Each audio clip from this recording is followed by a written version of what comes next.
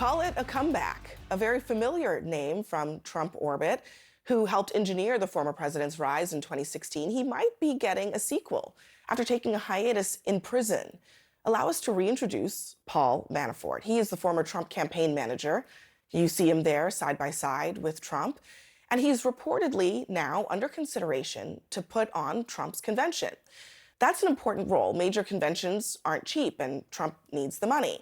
And Trump also likes a well-produced show. He also may play a role in fundraising for the campaign. Manafort is familiar with finance, or at least financial crimes. He went to jail for tax fraud, hiding foreign bank accounts, and committing bank fraud. Trump later pardoned him. Manafort was convicted by the Mueller team, the first special counsel to investigate Donald Trump in his orbit. The question is, how did Manafort spend that money? Well, on bling. Lots and lots of bling. Bling like this $15,000 ostrich coat. Yes, coats apparently can be made out of ostrich and cost $15,000. He also owned an $18,000 python coat. Yes, that. All told, prosecutors said he spent $1 million on clothes like this suit. Not to mention the 7 houses, the 4 cars, the $1 million on Oriental rugs. Manafort has a long past with Republicans, working with Reagan and Bob Dole. He also has a long past with the Russians and doing things like sharing polling with people closely connected to Putin's intelligence services. Joining me now is CNN contributor and host of the podcasts On and Pivot with Kara Swisher. Kara Swisher herself, she's also the author of Burn Book. Kara, Paul Manafort, he spent his 23 months in prison. He didn't have to do the 7 years that he was sentenced to, but now he already might have a huge job. I mean, this is really unprecedented for Trump to basically take a convicted felon and say, come on in.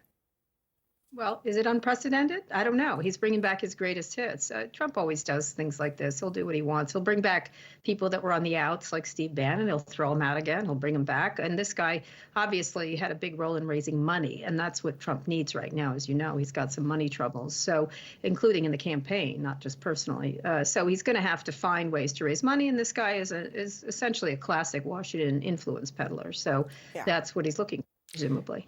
He knows how to raise money and apparently spend quite a lot of money as well. Yeah, who among us, Abby, has not wanted a python coat? That python coat looks who among amazing. us? So Kara, you're back on your favorite topic, Elon Musk.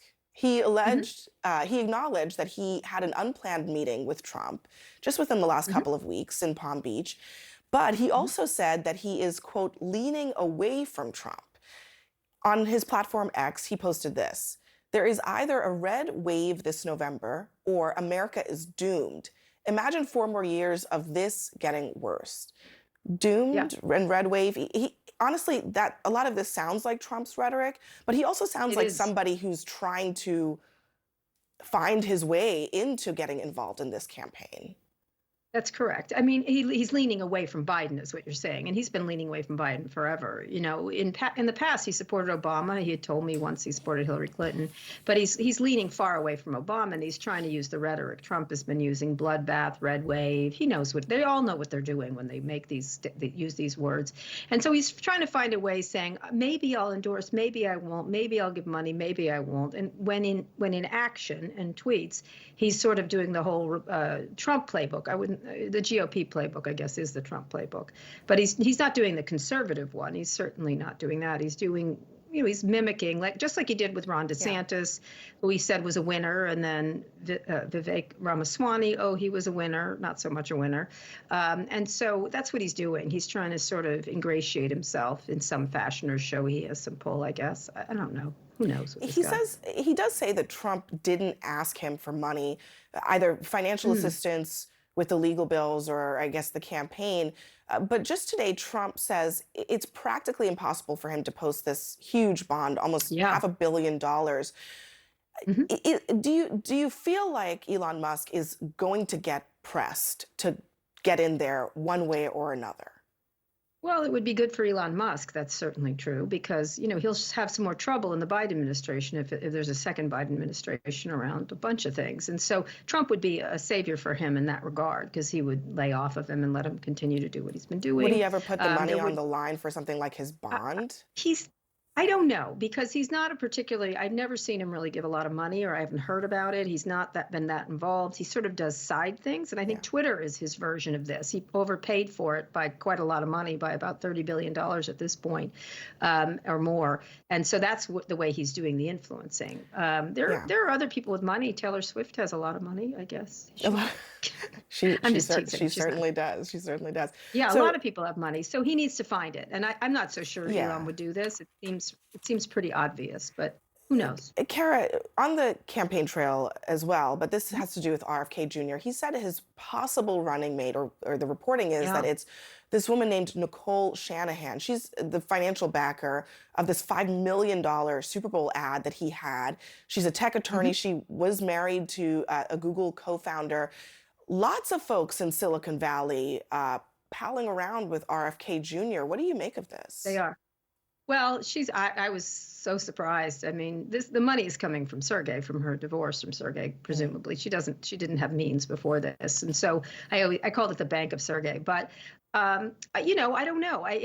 They're very attracted to some of these messages. And she's talked about, she's a child with autism and she, it's of interest to her. It appeals you should doubt the government and you should doubt this appeals to a lot of Silicon Valley people, like just asking questions. They've got a sort of, I would say, libertarian bent, but I call it libertarian light. And so suspect the government. It's a strain of Silicon Valley that's been around for a while, and now it's taken on a more toxic taste from my perspective. But she's not uncommon in the thinking she has. She's completely unqualified, but that's another story altogether. That is another story indeed. Kara Swisher, Mhm. thank you very much.